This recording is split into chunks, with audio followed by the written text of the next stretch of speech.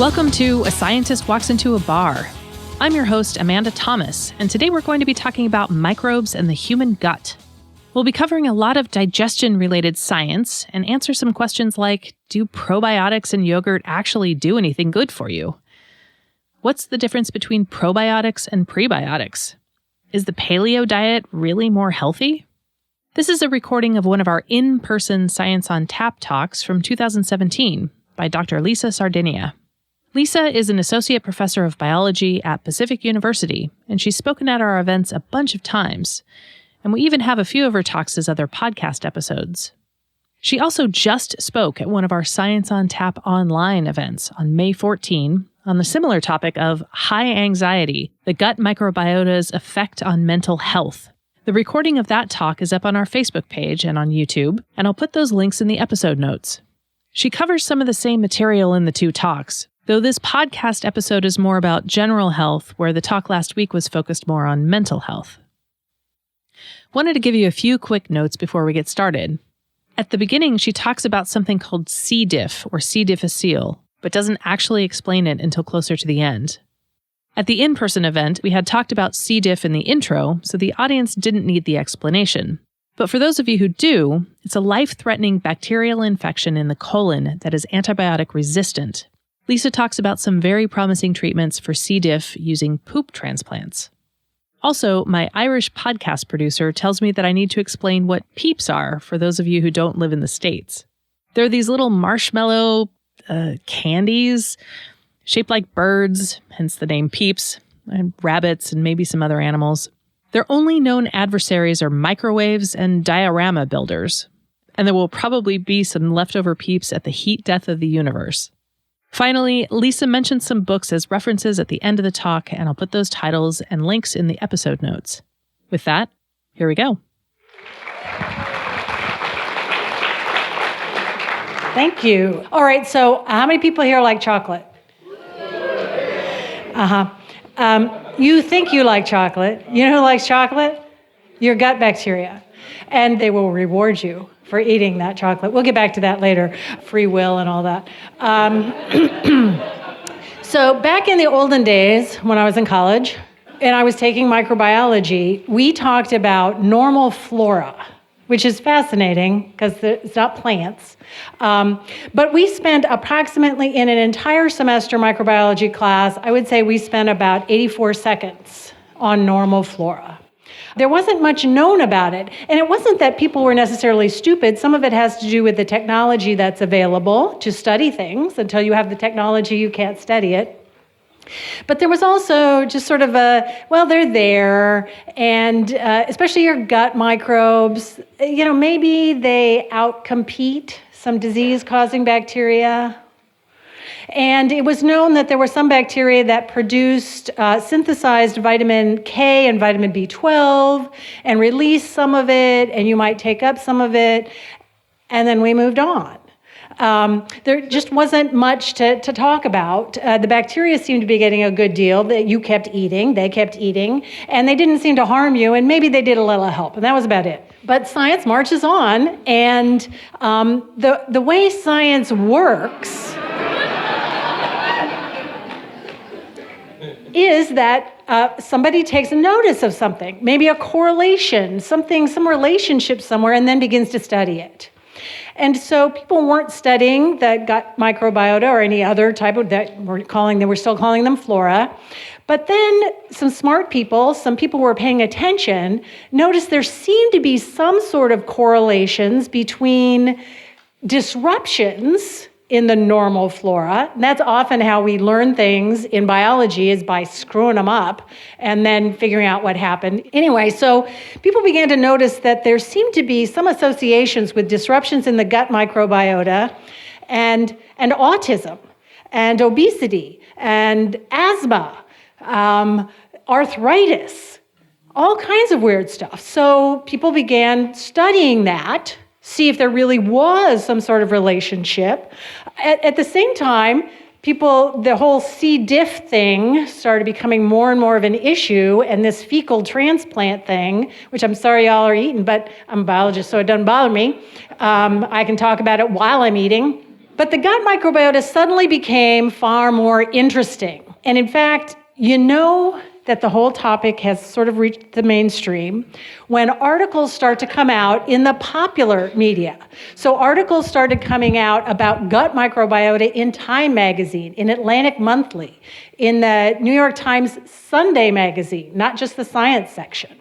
But you know that things have really hit the mainstream when a bunch of books are published that will tell you how to cure just about anything if you will only eat their particular microbiome diet.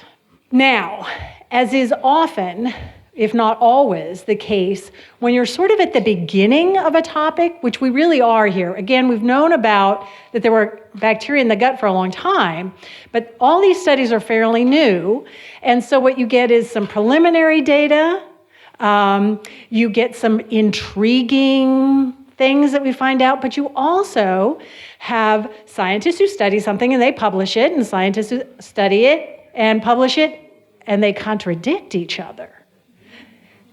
That's how science works.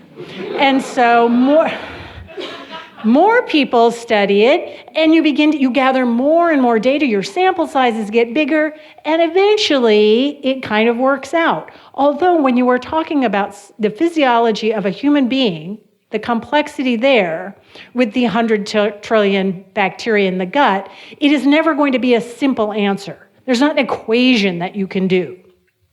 But we're gathering data, and so I'm going to tell you about some of these things. First, I'm going to talk about what is the gut microbiome and where do you get it, and what does it have to do with energy balance, and what about gut microbiota and inflammation, and the free will behavior business. And what can you do about your gut microbiome at this point with what we know? All right, so what is the human gut microbiome? And do you know about giant microbes? The stuffed microbes? I have 30 of them in my office. All right, so what is it? Well, we're going to talk about the gut microbiome, but you have more than that. You have bacteria all over you. The microbes that are on and in you represent at least 1,000 different species of organism. And here is a really fascinating thing. These microbes that live in very intimate relationship with us endow humans with new physiological capabilities that we didn't have before, and we didn't have to evolve. They do stuff, and it's almost like we're doing it. And it looks as though that over evolutionary time, some bacterial genes may have just snuck into our genome.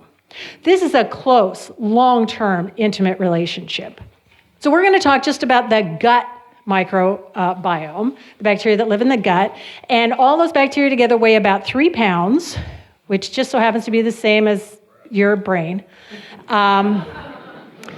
Coincidence? I don't know about that. We're not going to, again, focus on skin microbiota or upper respiratory tract or genitourinary tract. We're going to talk about the gut microbiome. And it is important to note that or remember, maybe you all don't know this, that you are a donut.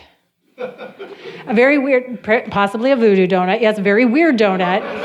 But the food, bacteria, beer, medications, drugs that go in your mouth, in your esophagus, in your stomach, in your intestines, in your colon are not inside you. They're very closely associated with you, but you have a tube through the middle that's open on both ends. Until any of those substances or organisms crosses the barrier into a cell, they're not inside you. You don't actually have, normally, bacteria inside you. You have bacteria all over your surfaces. It's just that some of our surfaces are hidden. So where are they? It was thought for years, and this brings up a saying I've heard, that it isn't what we don't know that's dangerous. It's what we know that isn't so. So it was thought for years that there were no resident bacteria in the stomach, that bacteria certainly traversed the stomach. You could eat bacteria. They could get to your intestines, pass through your stomach in food. That's how you get food poisoning and salmonella infections, but that there were no resident bacteria in the gut, in the stomach. There's all sorts of acid in there. There's nothing that could live there. Of course, this is also a time when it was known that ulcers were caused by stress. And then these two researchers in Australia discovered that a number of people who had ulcers, they could culture bacteria out of those ulcers, Helicobacter pylori. And so they tried to convince people this might be ulcers might be a bacterial infection. But nobody was buying this. It seemed kind of crazy. So one of the researchers drank his own little smoothie of Helicobacter pylori and gave himself an ulcer. I know that I'm a scientist, but I have very few limits, but that's one of them. And then he cured himself with antibiotics. It is the case that Helicobacter pylori can very well cause ulcers. But here became the problem, because we still know bacteria can't live in the stomach. So if any bacteria were cultured out of somebody's stomach, we should give them antibiotics immediately because they might get an ulcer. But maybe not. Maybe there are some resident bacteria. Now, probably not very many. If you look at the slide, it shows that in the stomach, it could be 0 to 100 bacteria per milliliter or quarter teaspoon of content. So not very, very low numbers, and very few types of bacteria and yeast, Candida, may live there. But here's an interesting thing. More studies have been done about this, and these are, what I'm going to tell you right now, are correlations, which are not necessarily causation, but aren't nothing necessarily. So some recent studies have shown that having Helicobacter pylori as a resident of the stomach is associated with a higher risk of stomach cancer. Oh, I'm not done. Resident Helicobacter pylori in the stomach is also associated with a lower risk of esophageal cancer. And both of those things could be true. And finally, the presence of Helicobacter pylori in the stomach is associated with a lower risk or lower incidence of asthma. So what does all that mean? There's not an answer yet, except that perhaps there are some resident bacteria in the stomach, and also that Helicobacter pylori could cause ulcers. There needs to be more research done, because that's how science works. All right, so as you look through this, the concentration of bacteria sort of picks up as we get into the small intestine. By the time we get to the large intestine, by the time you get to the colon, things are real now. There are bacteria, 10 trillion, and you start getting into those numbers that, I don't know about you, but that number doesn't mean anything to me. There's 200 people in this room? I'm good with 200. There's about 2,000 students on the campus where I teach. That's a lot, but I can get that. You can put them all in the football stadium, and I can look around, there you go. 10 trillion, I got nothing. And so now you get to see how much of a geek I am. This is how much of a geek I am. This was bothering me, trying to think about this, and it wasn't helping when they do the thing, well, if you counted one bacterium every second of every minute of every day for the next 400 years, you couldn't count 10. That's not helping. I wanted an analogy. So I wanted to see, what is it like in there for a bacterium? Is it crowded? Is it like wide open spaces? What's it like? And so here's what I did. I went to the most authoritative source I could find, Wikipedia, and I tried to find what is the most crowded city on Earth. And Wikipedia said it was Manila. And I don't care if it isn't. It doesn't matter for this.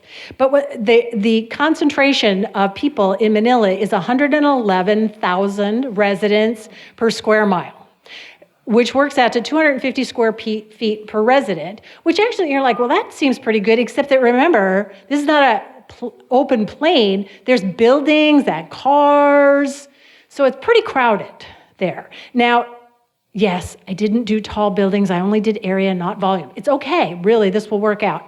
So then I wanted to see, how does that compare to bacteria in the gut? All right, so I went to look at what's the concentration of bacteria in the gut, all those 10 trillion per cubic centimeter, which is about a quarter teaspoon, and how big is the average bacterium? And did some math, and I came up with that there's 10 trillion cells per cubic centimeter. That is somewhat analogous, not perfectly, to a city where there's 1 square foot per resident. Yeah, I know, which is crazy. But, and it doesn't matter if it's not exactly right. It tells me there's a lot of bacteria, not just a lot of bacteria, they're very closely packed. And so what? Who cares about that? Well, that means that bacteria are not only interacting with our cells, they are interacting with each other. And there's hundreds of different species of bacteria in there. There's competition, there's cooperation, there's gene transfer, they're releasing chemicals. So this is a very vibrant community that's going on in there. So that's what your microbiome is. It's a very crowded city in there. So where'd you get it?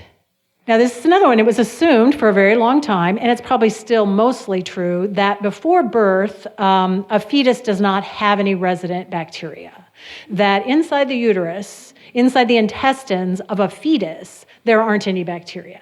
There's some preliminary evidence that maybe there's some slight colonization of babies before they're born. Nevertheless, the vast majority of bacteria enter an infant during birth, during passage through the birth canal. That is what initiates the gut microbiome. So as the infant passes through the birth canal, the infant is exposed to the microbiota that are in the mucous membranes of the vagina of the mother. And they enter then through the mucous membranes of the nose and the mouth of the infant, travel down to the intestines, and that's the initial colonization of the gut. So shortly after birth, a week after birth, if you checked the feces of an infant, you would find the bacteria in there reflect the microbiome of the mother's vagina. That's the initial bacteria. But as I'm sure you're well aware, not all babies are born that way, particularly in overdeveloped countries. So what about infants that are born through C-section who do not pass through the birth canal, through the vagina? Shortly after birth, their gut microbiota, the contents there, the distribution of bacteria, more closely resembles the skin bacteria of healthcare providers. Now, that's interesting. People go, oh, that's terrible, or oh my gosh. We don't know. Is that good, bad, or indifferent? We don't really know the answer to that yet because we're still starting that procedure. There are few correlations. It begins to look like if you just took individuals who were born through C-section and those who were born vaginally, there appear to be more cases of asthma, but it's not like, well, if you have a C-section, you'll get asthma, and if you're born vaginally, you won't. It's not like that. There seem to be some differences, but it's not clear yet. Now, some people have been doing this for a while, but early last year, January 2016, some researchers published in the journal Nature a proof of principle study for restoring the gut microbiota of infants by taking a sponge, placing it in the vagina of the mother who was having a baby through C-section, and then taking that sponge and rubbing it on the mouth and nose of the infant. And in fact, that did change the composition of the gut microbiota so it more resembled, not perfectly, but more resembled a baby that was born vaginally. And some people have been doing this sort of just on their own. It's not exactly the same, and there are a number of reasons for that. One, as the baby goes through the birth canal, through the vagina, their face is mashed up against the lining, and the bacteria are actually forced into their mouth and nose.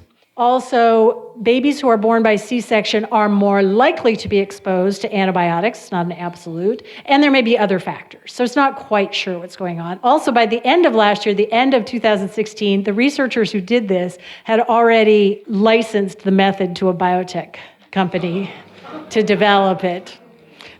Like you can't do this on your own. So what does that mean? Don't know exactly, but I can tell you this. You start getting your gut microbiota right at birth, however that happens. But what happens over the next few months, the composition of the gut microbiota are heavily influenced by, again, the way the birth happened and food. Breastfed, bottle-fed. Again, we don't know yet about good, bad, or indifferent. We know about what happens during this period of time is that bacteria composition is different from 4 days to 12 months in the same individual, but it's certainly different depending on how they were born and what they're fed. There is one kind of weird thing, and that is babies that are vaginally born and breastfed have more bacteria, more bacteria in their gut than those who are born by C-section or those that are bottle-fed, but they have less diversity. And we usually think of more diversity as more resilient and better. So again, this is early stuff. Pay attention. All right, so then what happens? Well, over the first 3 years of life, there are what are called sequential blooms of bacteria. And the composition of the bacteria changes over the first 3 years. And by 3 years of age, a human's gut microbiota resembles an adult's. That's it. You got those first 3 years. And again, it is influenced heavily by diet. So in fact, now we're not just looking at the first few months, we're looking up to 3 years. Whether they were breastfed, bottle-fed, it's very likely they start eating other kinds of food, and you find geographic differences that lead to dietary differences, lead to different types of bacteria. There's no perfect microbiome. We're going to take a little sidetrack here from the gut microbiome for just a minute, because if you look up here, there's some interesting words: Bacteroideaceae, Lactospiraceae, Ruminococcaceae, Prevotellacea. What does that even mean? These are the names of bacteria, but they are not the names of species. You're looking there going, where's my E. coli? I know E. coli. Where is it? It's hidden in there in the Enterobacteriaceae. So what does that mean? So these are all words that are used semi-interchangeably, possibly not for the best idea. But what we mean by these terms, well, we usually mean small things. I was talking my first day of microbiology class. What is this? It's the study of small stuff. That's why it's called microbiology. I know it's stupid, but there you go. It's usually single-celled organisms, but there's really quite a variety of microbes. They're not all bacteria. There are amoebas and algae and yeasts and all kinds of things there. But humans have apparently just obsessive need to categorize stuff. Which is not horrible, but there's a number of ways to do that. And humans have categorized things differently over time. And as I also tell my students in class, they're not wrong. There are ways to categorize. For example, you could categorize animals on whether or not they can fly. And if you did that, you would put bats, butterflies, and birds together. That's not wrong if what you are trying to study is locomotion of animals. However, currently, when we're talking about really categorizing all the organisms in the world, scientists have currently agreed that we should try to group them in ways that reflect their evolutionary relationship. So there we find out that hippopotami, are more closely related to whales than they are to pigs. And this is based on structure, it's based on genetic analysis, but that's how we categorize things. And then we sort of group things that are more alike together, and we give lots of names, and we do this whole hierarchy thing. But the very first division has to do with this really fundamental difference between two types of cells on Earth. So you're all made up of cells, 20, 30 trillion cells in your body. All organisms are made up of cells, and there are two types of cells at some level: prokaryotic cells and eukaryotic cells. Some of you may know that. You've taken a biology class. If you haven't, these are fun words to throw at your friends and use in Scrabble. Prokaryotic cells almost certainly evolved first, 3.5 to 3.7 billion years ago. And they're considered, I find this offensive, people say they're very simple. They're not simple. They're fabulous, and they've been around for 3.5 billion years, so they're doing pretty well. Nevertheless, they had dominion over the earth for about 2 billion years until eukaryotic cells developed. And eukaryotic cells are said to be more complex. They just have more parts. But most of the organisms you think of are actually eukaryotes, pretty much everything but bacteria. And eukaryotic cells, actually, the development of them allowed multicellularity like us. All right, so then most microbes are single-celled organisms. So bacteria, yeast, fungi, protozoans, algae, and viruses, we can argue about that. The human microbiome is largely, but not entirely, bacterial. All right, so back to the categorization. Members who are very closely related genetically are lumped together in a species. And then species that are closely related are lumped together in a genus, and similar genera are lumped together into a family, and so on. So humans are Homo sapiens, that's the species, the genus Homo. We don't actually get lumped together with any other organisms until the level of family, Hominidae, which includes the gorillas, bonobos, chimpanzees, orangutans, and humans. And we don't get lumped together with gray wolves till we get up to class, and then we go up to phylum, and we get lumped together with the tiger snakes. And if we go up to kingdom, we're there with the monarch butterflies. But we're not yet there. So here's one way to think of it. You are more closely related to a monarch butterfly than to an oak tree, for what that's worth. Okay? And so if you have a family like Bacteroideaceae, that has a bunch of species, a bunch of genera in it. So we don't at this time, we don't have the technology to say whether it's gorillas or bonobos. This slide is supposed to show that there's certain types of bacteria that are present at birth, and it changes over time. So at 1 month, you've got lots of bifidobacteria, that big blue one, but that kind of goes down, and by 2 to 3 years, you have a lot of Bacteroideaceae. But that's sort of like saying, well, at 1 month, there's a bunch of primates, and at 2 to 3 years, there's rodents. We do know some species because we've studied those individual species. But right now, we're maybe not 30,000 foot level, but this is the level of specificity that we have. One question that had puzzled scientists for a long time had to do with sugar. So all mammals make milk to feed their offspring, and all mammals' milk contains milk sugar, lactose, except Weddell seals and northern fur seals. But human milk has one of the highest levels of lactose of all mammalian milk because nobody's lactose intolerant when they're born. As a matter of fact, the weird thing is being lactase persistent. Like me, so I can eat ice cream, yay. But most mammals turn off their lactase gene after the offspring have been weaned. Because you only eat that lactose because the only place it is in milk, and you eat the milk when you're a baby, or a cub, or a kitten, or whatever you are, and then you don't need that gene anymore, so you turn it off. We call that lactose intolerant. But it's not, it's just normal. Here's the deal, though. Those sugars are synthesized by human females and secreted in milk. Everybody is 2' fucosylactose intolerant.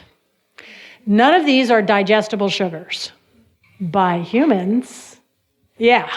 Now, if you're wondering how close evolutionarily the relationship is between humans and their gut microbiota, female mammals, not just humans, all female mammals, use up energy.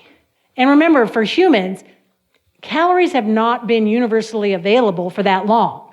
There hasn't been McDonald's for most of human history. So to spend energy was a big deal. Human females spend energy to synthesize sugars, secrete them in milk, feed to their babies who can't digest them. They feed bacteria. Evolutionarily, that's insane to spend energy to feed bacteria. So there must be some pretty great natural selective pressure to do that, to feed the bacteria. Early forms of formula didn't have those sugars in them because we can't digest them, so we shouldn't put them in the formula. Milk replacers now, of course, do have them in there. And we actually now have a word for those kinds of sugars. Prebiotics. Because you've all heard probiotics, I'm sure, and you may have heard prebiotics. Probiotics are microbes that you eat, which if you want to eat them, feel free. Nothing bad will happen to you, although you've got, do you remember the 100 trillion bacteria in your gut? And you eat a little yogurt. Yeah, it's not going to do anything, but if it makes you feel better, you should do that. Now, if you have any kind of intestinal problems or you just took a bunch of antibiotics, then by all means, eat some fermented foods. But most of the time, it doesn't do much of anything. Prebiotics, on the other hand, feed your microbiome.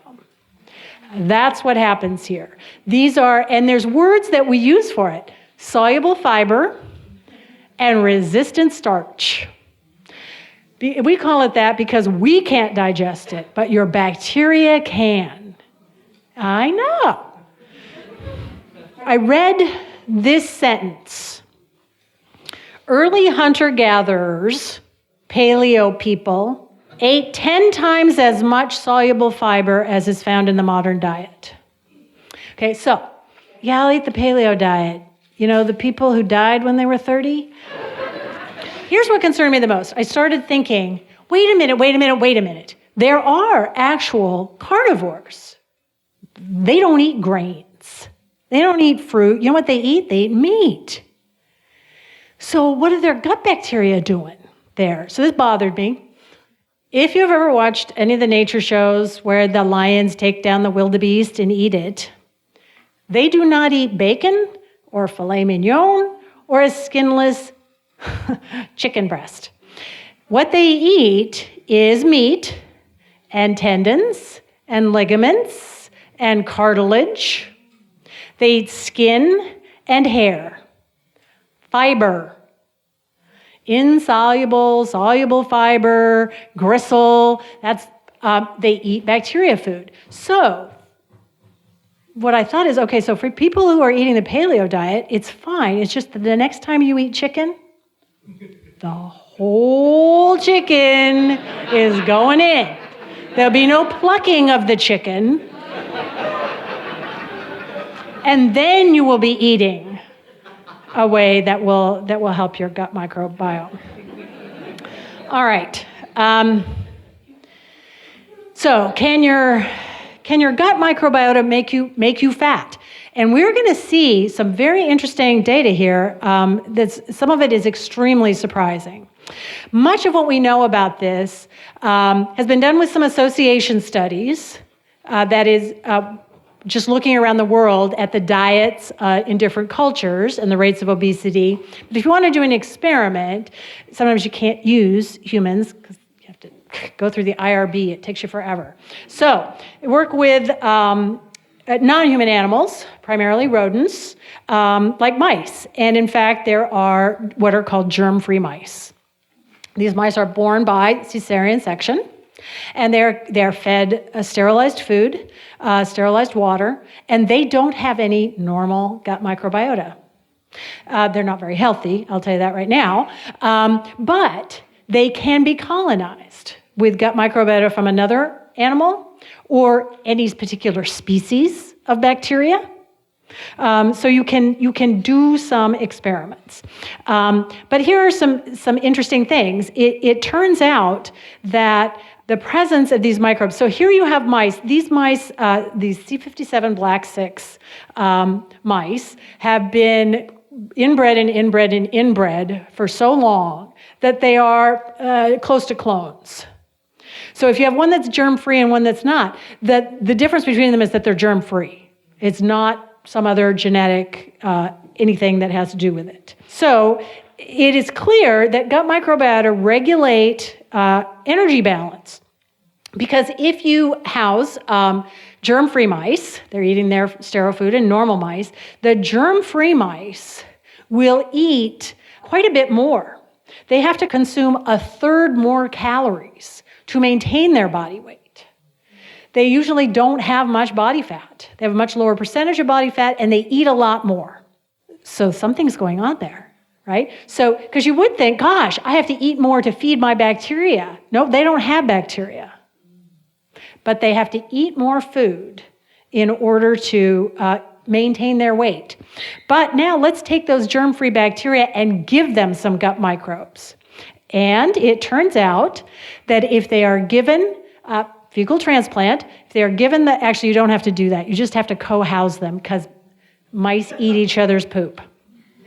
They do their own little fecal transplants. So if a germ-free mouse is co-housed with normal weight mice, they will be colonized by those gut microbiota. They will begin to eat less, and they will maintain the same weight. If, however, they are co-housed with genetically obese mice, and they eat those gut microbiota, they will gain weight. And if they are housed with underweight mice and given those microbiota, they will lose weight. I know. It gets weirder. So there is a fair amount of evidence that being cold can help you lose weight.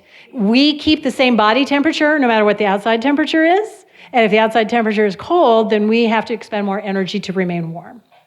And we don't have to talk about really, really cold, but you have to be actually cold. You can't just live in a cold place and wear like lots of fleece.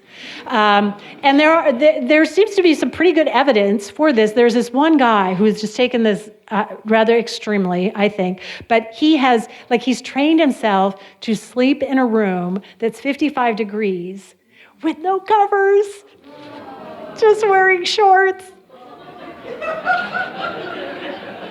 Okay. And he runs outside when it's really cold, just wearing, he covers he wears shorts and shoes and ear covers and gloves, and that's all.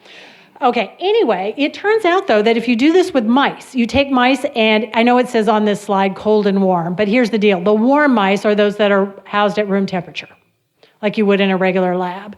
The cold mice are cold adapted to about 4 to 5 degrees lower than that. They don't put them in the refrigerator. Okay, but if you do this and you sort of cold adapt the mice, and you give everybody just as much food as they want, being in the cold triggers some changes. And the mice that are in the cold will initially lose weight, and that they only lose weight for a few days, and then it sort of levels off. They don't lose anymore, but they don't gain any weight. But here's an interesting thing. Their blood sugar levels drop, their insulin sensitivity goes up, and their gut microbiota composition shifts significantly. Okay, that's all mildly interesting. At the end of the experiment, they killed those mice, and they found out that their intestines were longer than the warm-adapted mice. Their intestines had grown so that apparently they could absorb more nutrients because they were expending more nutrients, possibly. That's kind of weird. Let's get the really weird stuff. Let's take those cold-adapted mice with their lowered blood sugar, they lost a little weight, their insulin sensitivity is up, and they grew extra intestines. Let's take some of those gut microbiota and put them into room temperature mice. The room temperature mice lose weight, their blood sugars go down, their insulin sensitivity goes up. Remember, they're still warm, they're still at room temperature, and if you dissect them, their intestines got longer, which means the most likely explanation is that the bacteria turned on and off certain genes in the mice cells to grow more intestines. Okay, that's crazy. But that's where the studies are. I haven't found anything new on that. Keep looking. The other way works as well with malnutrition. Yes. So remember, babies have a certain community which changes over the first 3 years. until, if you eat regularly, not malnourished, you hit sort of adult microbiota at the age of 3 or so. However, babies and small children that are malnourished, the development of their microbiota lags behind. So their gut microbiota age lags behind their biological age. So what are the consequences of that? The consequences are you could have a child who is 6 years old but has the gut microbiota of a 1 or 2 year old. And now if that individual receives food from a relief agency, they may not be able to digest it correctly because they've got gut microbiota to digest milk, human milk. Here's the problem that was known, is that feeding young, starving children often didn't work. They weren't gaining weight. And part of the problem may be that their gut microbiota have not matured correctly.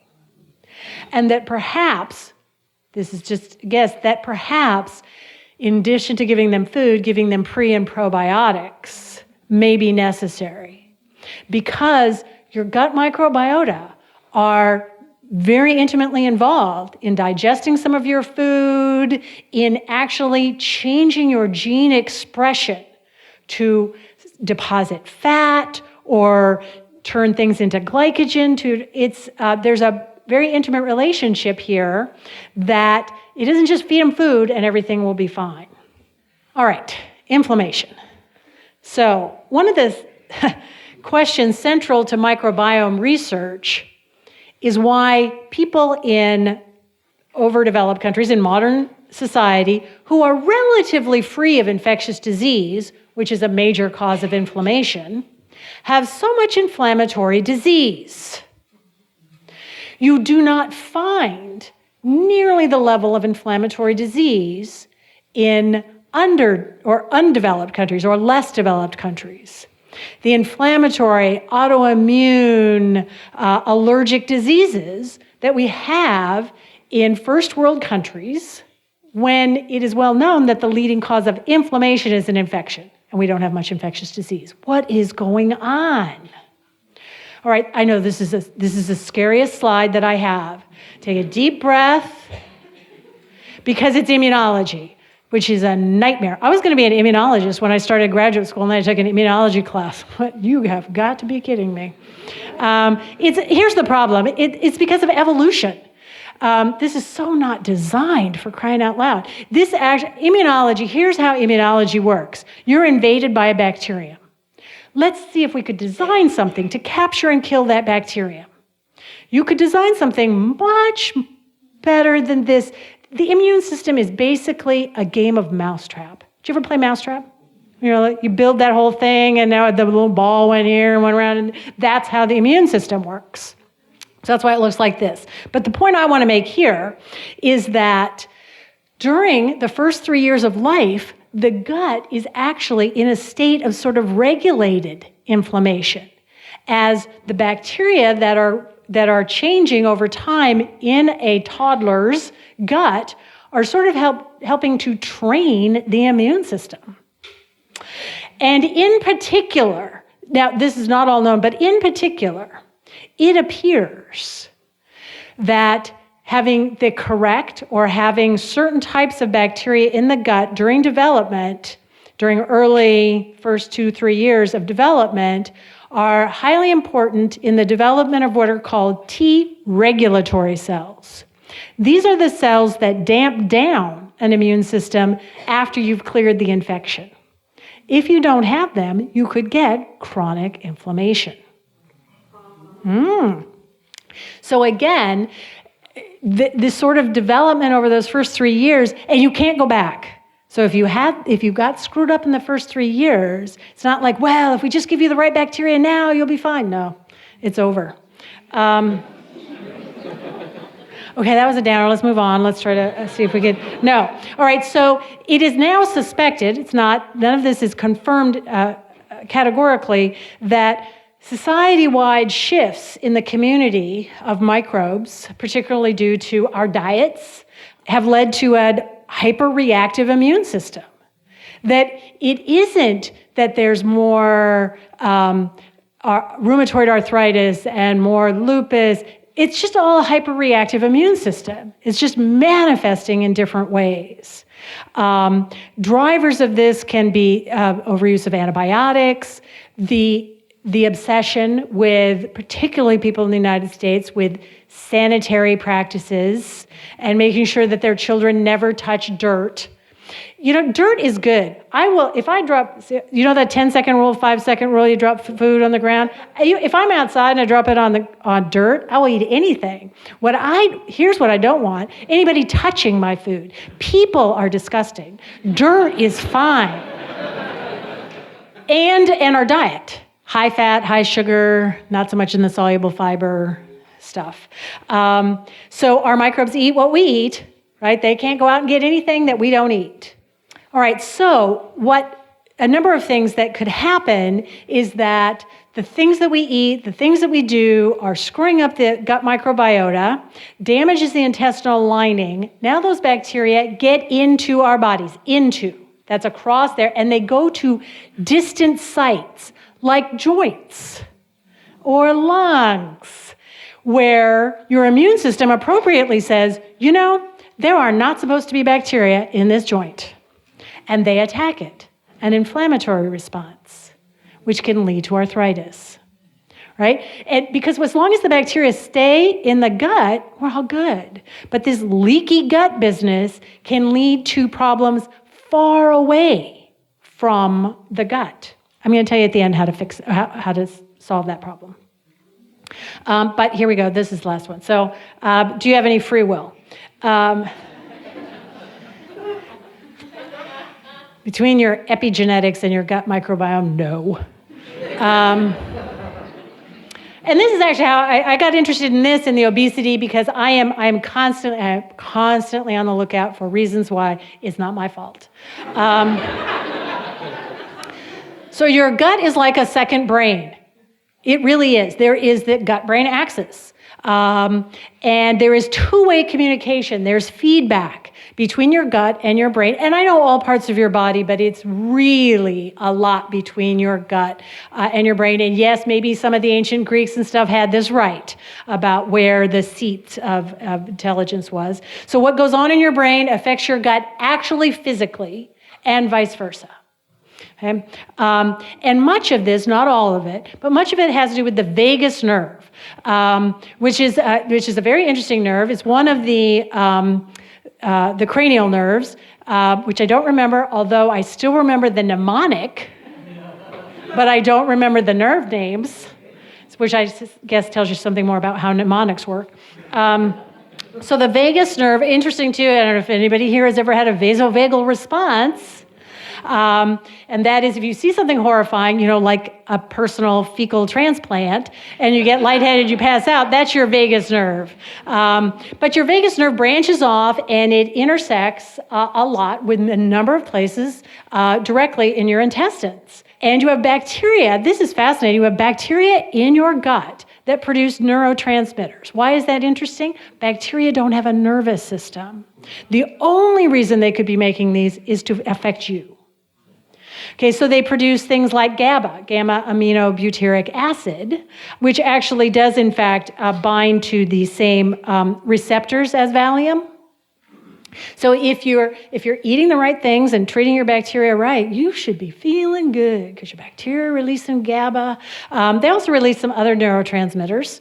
Dopamine, and people have tried to argue with me about this. It's like, nope, this is it. Because these are the reward system neurotransmitters, right? They're involved in mood, they're involved in learning, their appetite, sleep, memory, the whole bit. When you eat chocolate, it contains nutrients for some of your gut bacteria.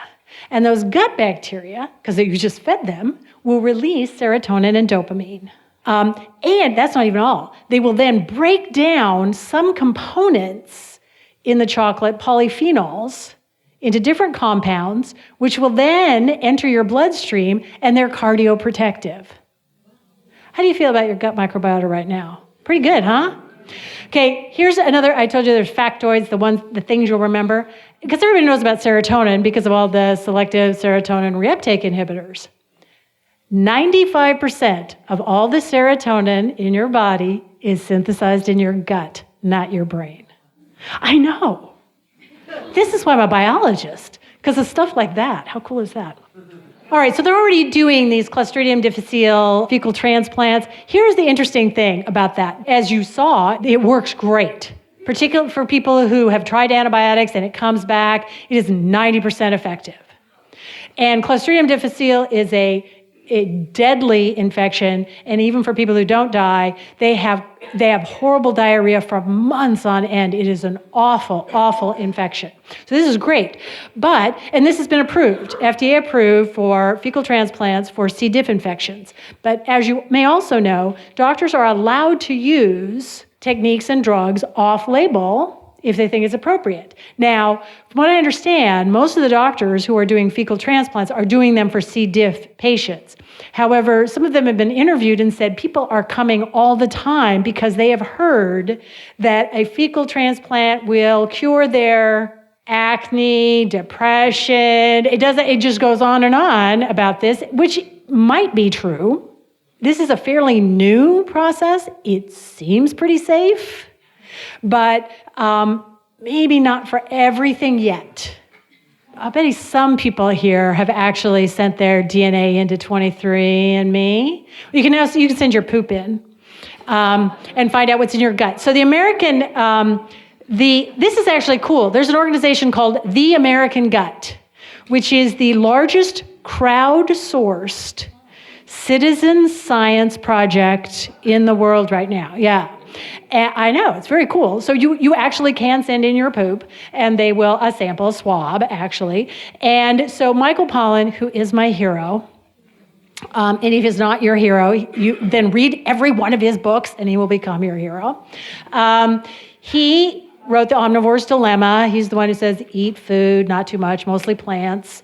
He doesn't get too crazy about stuff. But he had his gut bacteria analyzed, and most abundant and most enriched microbes compared to, so for his, it's on the left, your sample, and then sort of an average, and then similar people with a similar diet, the same gender, similar BMI, similar age, and then him. And his is identical to sample because they're all comparing everybody to Michael Pollan right now. But also Jeff Leach. I don't know if you know Jeff Leach. I don't know if he's my hero. He's nuts, but I really like reading his stuff. Do you all know him? Is he here? And I'm saying he's nuts? He is the founder of the Human Food Project. And this guy travels around the world, and he spends time with indigenous folks, and he eats whatever they eat for long periods of time to see if it's going to affect his gut microbes. And he did a fecal transplant. Yeah, with feces from a Hadza man in Tanzania to see what that would do. And he submitted fecal samples to the American Gut Project. And so they compared. And see, here is the interesting thing. Neither of these people is obese. Neither of them has an inflammatory disease, but their gut microbiota are not the same. Michael Pollan is an omnivore. He doesn't eat very much meat. Jeff Leach is far more paleo-ish, although he eats a lot of fermentable fiber. He eats a lot of prebiotics, basically. So what does this all mean? I don't know. We're gathering data. So everybody go submit your data so we'll have more data. But one thing that was interesting is that when the people first started studying the gut microbiota and obesity, there was this thing about this ratio between these two orders of bacteria, Firmicutes and Bacteroidetes. And if you had one ratio, it was lean, and one ratio was obese, and I was very excited because I thought I'll just reverse my ratio and everything will be great. Yeah, no, it doesn't work. Because they have reversed ratios and they both have pretty much the same BMI. Hope springs eternal. So what should you do? Normally, when I give talks, I try not to inject too much of my opinion because that's not what science is. It's not opinion. It's not fair and balanced. It's none of that. Nevertheless, I think there are some things you could do here. So the first thing is, again, my hero, Michael Pollan, says eat food, not edible food-like substances, which is very important about this time of the year.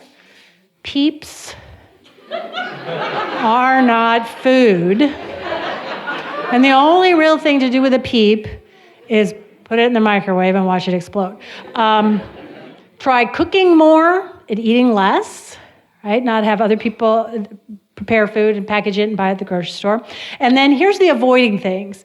So avoid poison, high fructose corn syrup, non-nutritive sweeteners, but here's actually a big one, the whole emulsifier business.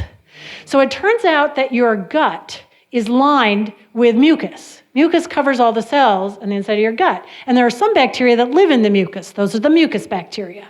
And then there are the bacteria that live in the middle, the lumen. Those are the lumen bacteria. These are gated communities. There's no mixing of the mucus bacteria and the lumen bacteria. And the mucus, they're both good, but the mucus bacteria take some of that soluble fiber. They ferment it. They get some energy from it. They release short-chain fatty acids into the cells that line your gut and feed them. If you eat emulsifiers, it dissolves the mucus.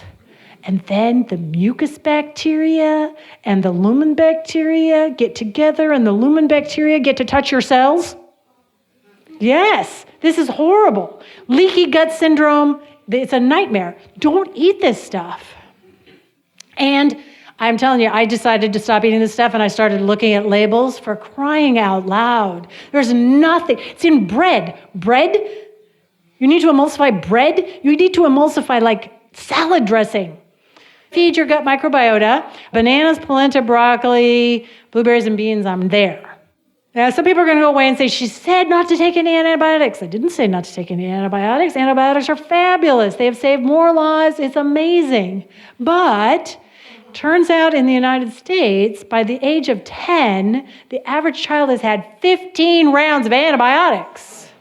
When they need antibiotics, children should take antibiotics. But more importantly, 85% of all antibiotics in the United States are consumed by not sick animals. Get out there and yell about that. And stop being so clean, except when it's people. People dirt is bad. Dirt is good. Get some bacteria in there. So the books I have on here are getting a little old, but they're still pretty good. Both of these authors occasionally get a little adamant, but they're still really good books, very, very readable. There's a great article by Michael Pollan, and I will tell you, the Atlantic Monthly, several times a year, has these wonderful articles about what's going on in the gut microbiota these days. So that's a good place to get in. The Human Food Project in the American Gut, you can go take a look there and see it's $99 to get your, just like 23andMe, it's $99 to get your gut microbiota analyzed. It is possible that some people have questions. I was wondering if there's any research on specific food allergies in the microbiome, especially people who are allergic to one type of food, or they are sometimes allergic to some kind of food and then sometimes not. Right. So this is actually fairly complicated. Let me answer this as quickly as I possibly can. Allergies are an accident of the immune system.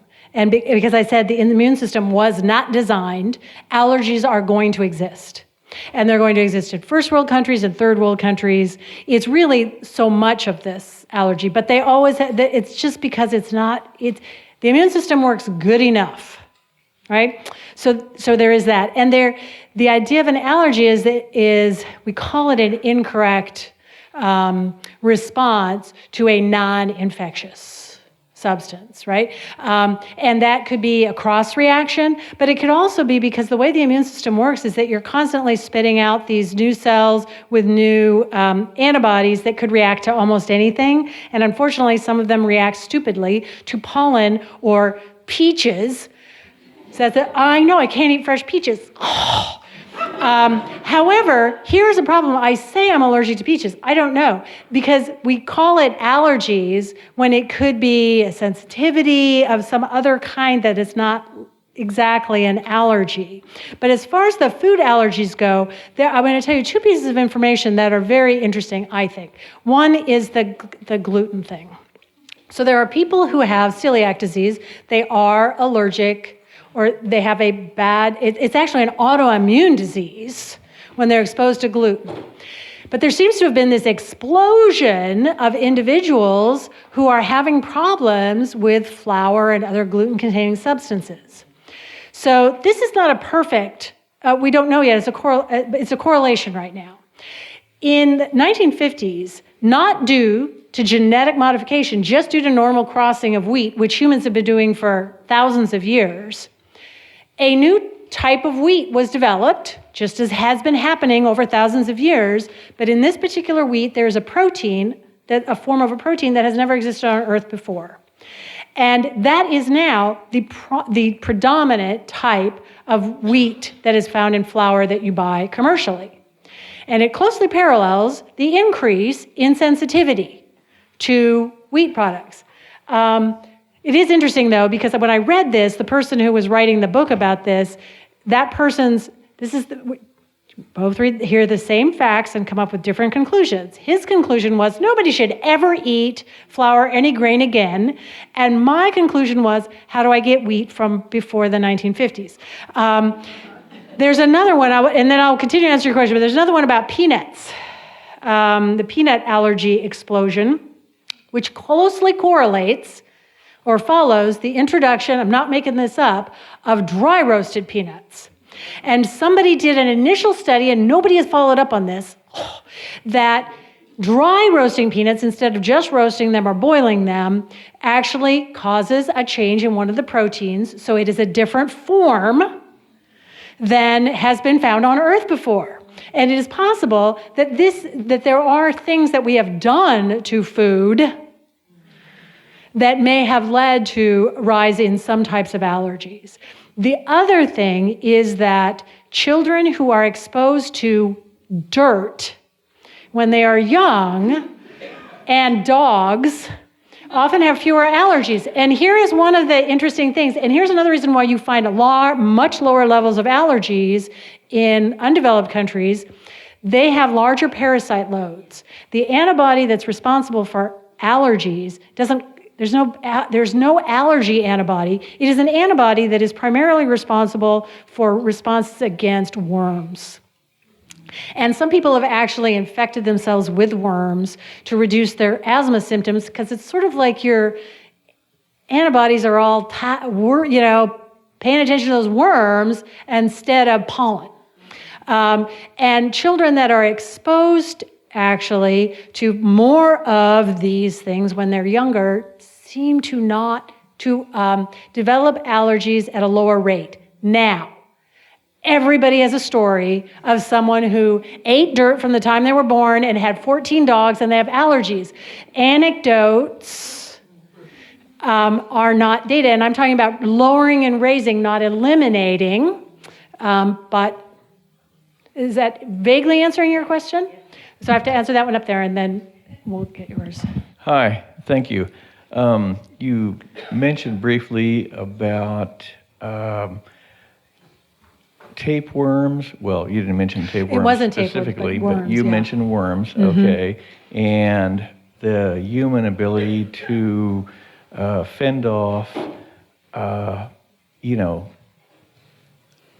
different diseases and allergies and things like that. And I've heard a lot about the lack of allergies in Africa, where tapeworms are very prominent, and then the history of them in the U.S. And so I would like to hear. So there's a lot of worms, not just tapeworms, pinworms, all kinds of intestinal worms. And it turns out that the way the immune system fights worms is this particular type of antibody called IgE, binds to the worm. Well, actually, it binds to things called mast cells. The worm binds to them, and there's this big burst of histamine, which we all think of as bad because we all take antihistamines. But histamines are really terrible for worms. So it kills the worm. Okay, but if a pollen grain binds to that IgE, there's a burst of histamine, and all it does is attack your cells around it. So if you have somebody who has a fairly large worm load, most of their IgE antibodies that are bound to mast cells are going to end up spewing histamine onto a worm instead of, say, into their airways. So it's I don't want to say it's exactly a sort of competitive exclusion kind of thing, but there is some of that. That it's otherwise there would be not a gene for IgE. That's one thing people were puzzling by, is like, why do we even have this? Because in evolutionary history, it was great when there were a lot of parasites. We don't get so many parasites in developed countries anymore, and we still make IgE, and so it just binds to whatever other substance is available. And so if, especially children, when their immune system is developing, eat dirt, they will eat the cysts of parasites, and if they're in this country, they're well nourished and healthy, and they will not get a big worm infection, but they will use up some of that IgE. I have to tell you, that's the model right now. It changes every once in a while, but it is the case that this particular antibody and histamine are important for ridding an individual of worm infections. So going back to gross stuff, the fecal transplants, they've been used for obviously C. difficile, but I'm curious if there's any research involving chronic bowel disorders or autoimmune diseases, and what your opinion of that is, and if it can actually treat those things. Yes, so it has been used some for not just C. diff infections, but for other colon problems. So irritable bowel syndrome, it has been used for. That's not really an autoimmune disease. Ulcerative colitis is, however. And I haven't read that there's been much success with that. Not that there hasn't. I haven't seen those articles, and maybe they haven't been published because they haven't been done or they were unsuccessful. And that one is a little bit trickier. It's easier if you do a fecal transplant, and the problem is right at the gut microbe intersection, rather than an autoimmune disease where you have immune cells that are also involved there, right? That's going to be a little more complicated. And so it might, but I have not seen anything. And every time I give one of these talks, I try to go through and see if I find anything new, and I haven't seen that. But for irritable bowel syndrome, it has been used rarely, but successfully, but not high numbers yet. Right here. Hi. It seems the hardest 3 words for anyone to say are, I don't know. Even if you ask directions or they don't know, they'll make something up. So I love the fact that you're not an authority with a capital A stating your opinion as fact without data. Yeah, no. Right.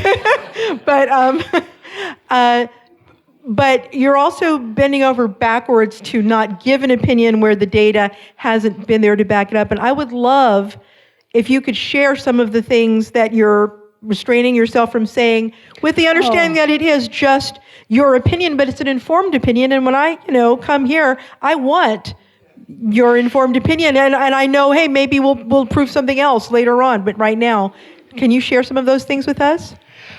In particular, because I've never had a slide like this before on a talk, except for this area, and I'm kind of adamant about this. It's the antibiotic thing. That is one of my big. Oh my gosh. When I was in high school, we used to raise cattle, and we fed them antibiotics because they do grow faster. That is the truth. They do. They grow faster if you give them low levels of antibiotics in their food. But we were wrong. Don't do it. It's a terrible idea. And we may already have passed the point of no return on that.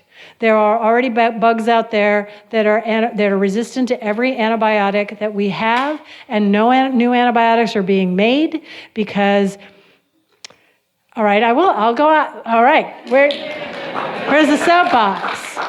I am not going to just nail Big Pharma because many of us, like me, would be dead without it. Nevertheless, they're not going to make new antibiotics because you only take them for a week or two.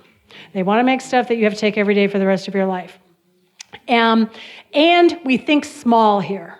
So there were these people who went and looked. They were, I don't know, they were like, like the people who do the Civil War reenactments, only they were doing like Middle Ages reenactments. I'm not quite sure exactly what the setting is, but you could pick characters, and somebody was picking a healer, and they were reading old things about, and so they made this stew, it sounded horrible, and it worked. It was so antibacterial. They sent it off, and they kept testing, and it was great. Why don't we use this anymore? They're like, because, people found better stuff. Nope. Because if they used that a lot, after a few decades, it probably didn't work anymore.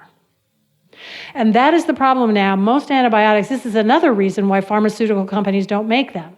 Antibiotic resistance arises in 9 to 18 months now. But maybe that old thing that worked in the 1400s or whatever and then stopped working, it might work again now because I'll bet none of those resistant bacteria are left. So we have to stop thinking so narrowly that we're just going to make we'll just take penicillin and add another side group to it and call it something else and sell it, and now we got 3 months. We have to think a little more, and it's not enough to say, oh yes, all the naturopathic things. No, it's not that simple. It is, and we're probably going to have to all the time realize every few years we're just going to have to change what we're treating bacteria with. That's just the way it's going to work. So on that note, I think we will say thank you to Dr. Lisa Sardinia. Thanks for listening. We're trying to produce a lot of free content to feed people's brains during these weird times. And we're posting 1 podcast and doing 1 live event per week. We want to do it, but we can't do it without your help. If you like what we do and you're in a position to do so, we'd greatly appreciate donations of any size. You can make a one-time donation through our nonprofit partner, Make You Think, or you can join our Patreon. There are links in the episode notes for both of those donation options. Thanks to my friends and volunteers for helping with this event in 2017 and with Lisa's event last week. They are Scott Fry, Rita Nygren, Chris Gowan, Steve Perry, and Sam Lauk. Thanks to Chelsea Schuyler for all the social media savvy, and to Graham Tully for producing the podcast. Finally, thanks to Jonathan Coulton for letting us use his song Mandelbrot Set.